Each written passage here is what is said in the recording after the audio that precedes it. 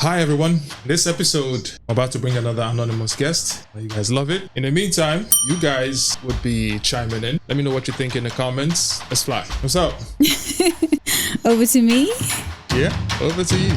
It's the new host is in the house. Are you ready? So, how do you usually carry pain?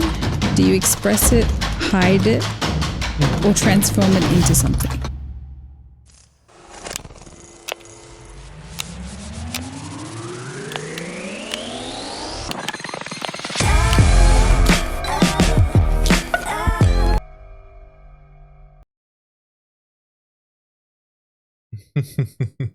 I asked that so happily, and it's such a deep question. My enemies are after my life.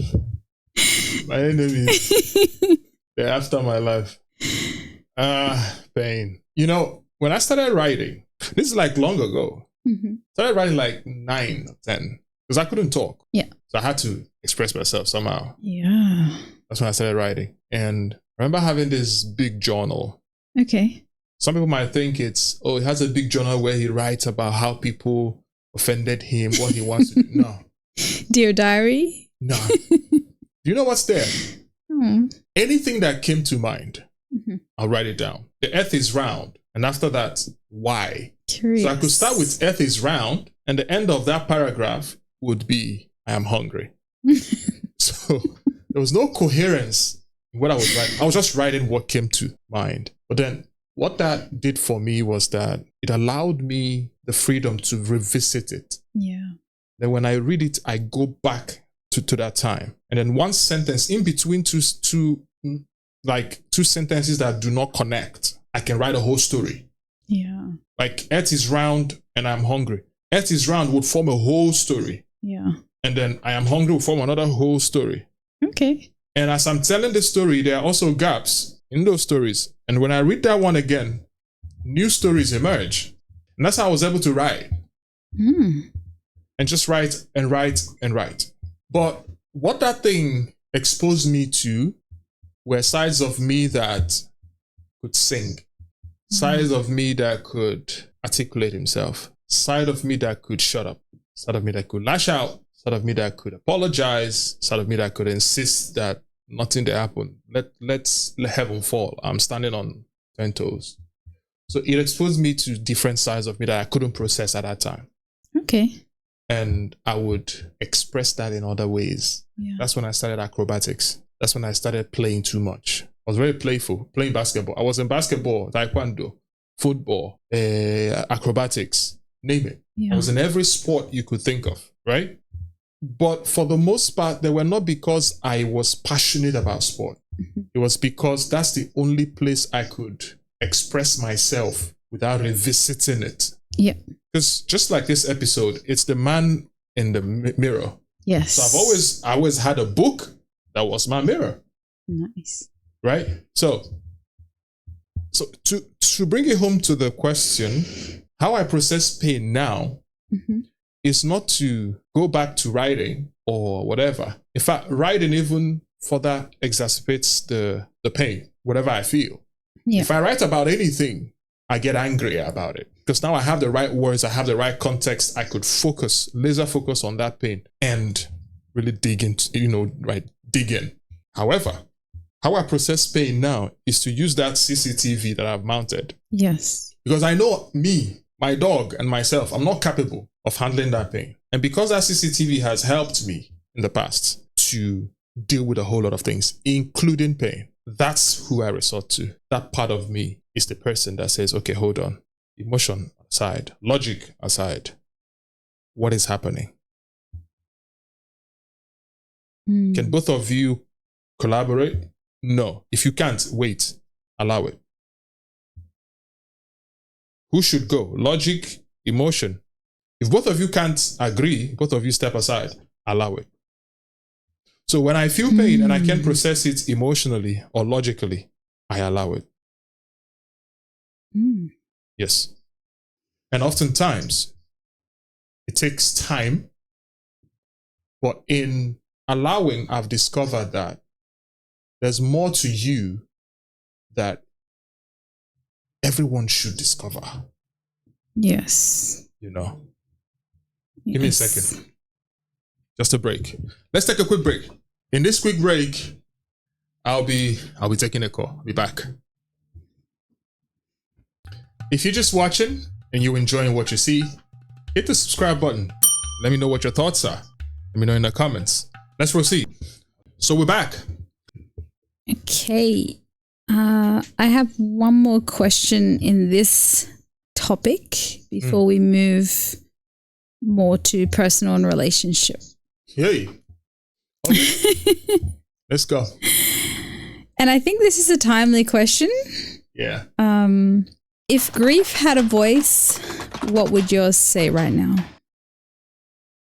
Right now, it would say, these are the issues. That's what it would say. I'm telling you. These are the issues. And yeah, that would cover it well. Because, okay, not only am I grieving over the death of many people, I'm also grieving the death of me. And I know I've said this countless times to you and to other people that I literally left Korea. I disappeared from Korea. Yeah. Only one person knew where I was going. One person. And they didn't believe I would go until I left. So I'm also grieving experiences in Korea. I'm also grieving connections there. I'm also grieving even betrayals there.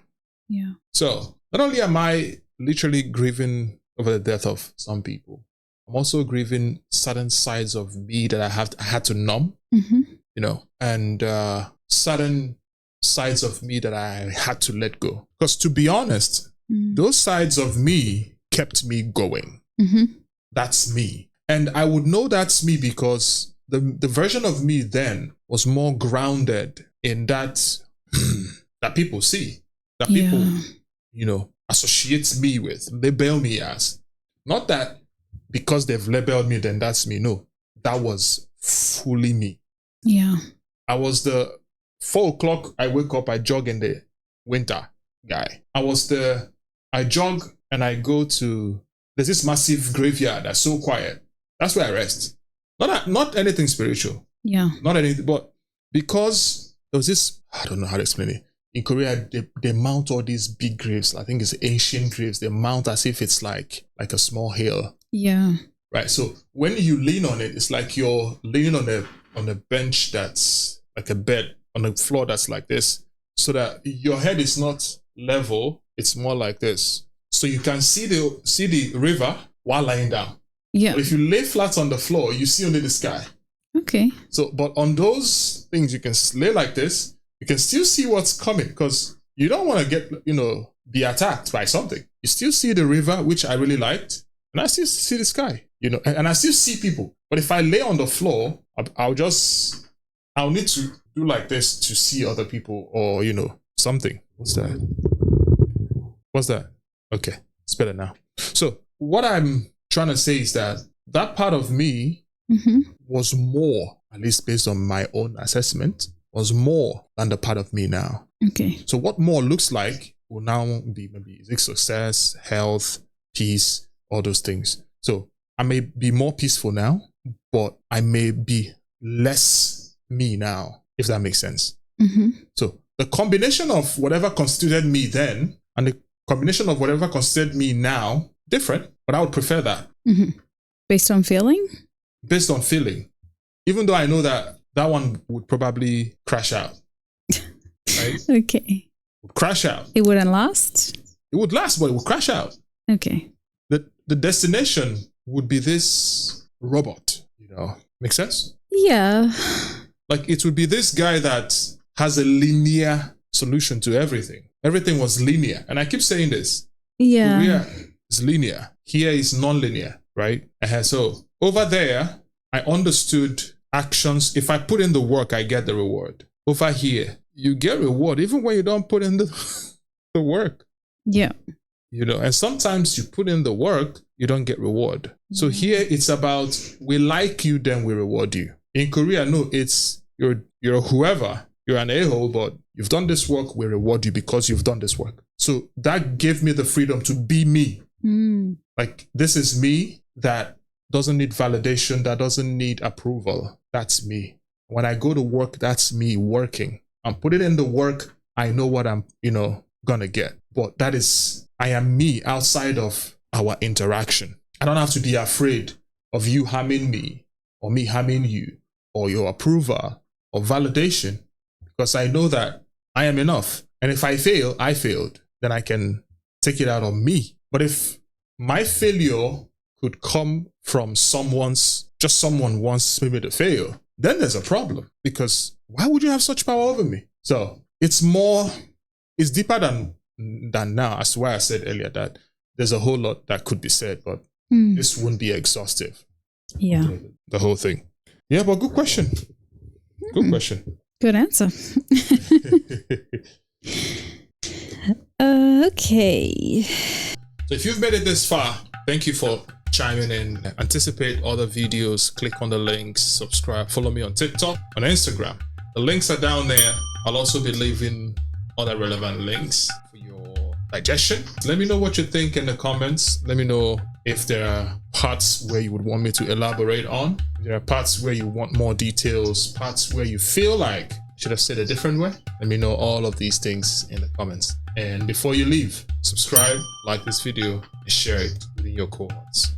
Until next time, I'll catch you again. Ciao. You don't say it, I'm on it, in. Check me pockets, man.